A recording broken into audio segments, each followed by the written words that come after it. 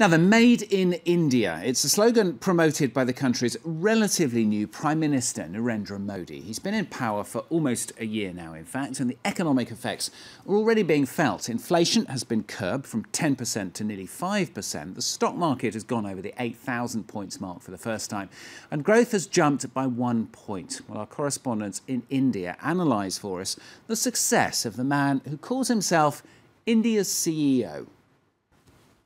On the 15th of August, also celebrated as India's Independence Day, Narendra Modi launched the flagship program of his government.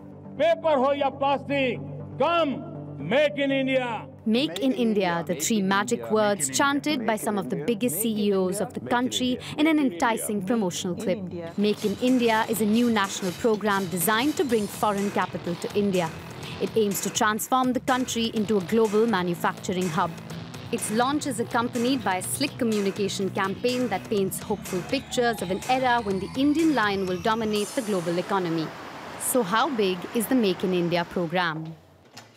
This single office with 6 employees can be misleading, but their work extends around the clock. So since the formation of the cell has responded to more than 7,800 queries.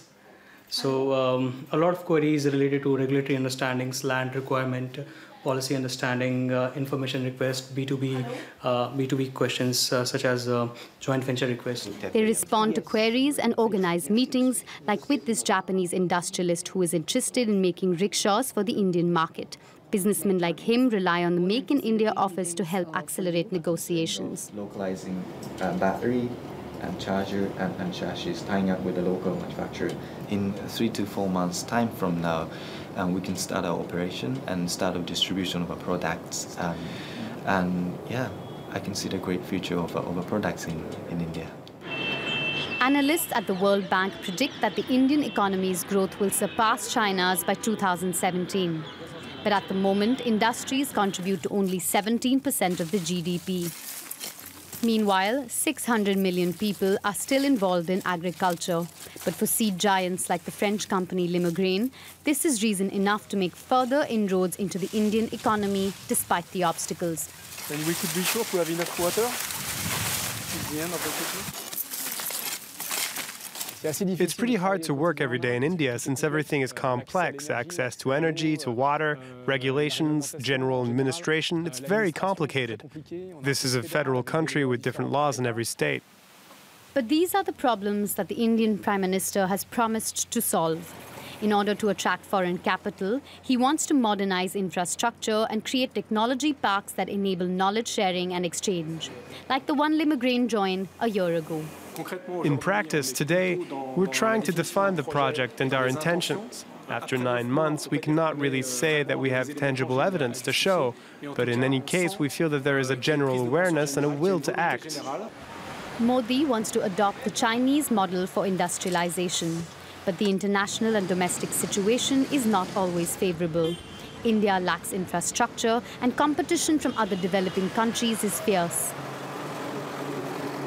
For instance, when the Finnish group Nokia decided to transfer its factories from Chennai in South India to Vietnam, the Indian government could do nothing to stop them. This factory, that should have been a symbol for Make in India, now stands deserted, while former workers are forced to search for employment elsewhere. Between temporary and subcontractors, more than 10,000 workers were left unemployed. We have no regular income and live by doing odd jobs daily. It's hopeless. For former members of Nokia's Chennai Labour Union, following the Chinese model does not work. According to them, it takes advantage of poor working conditions and low wages. They offered us jobs in another company, but only 1 in 10 was hired. The new project, Make in India, is really good news for the country. But if the government favors only companies, this program will fail.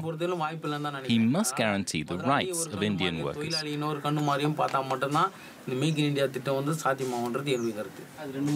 Unlike China, India is a democracy. For his policies to succeed, Narendra Modi will also have to negotiate with civil society at every step.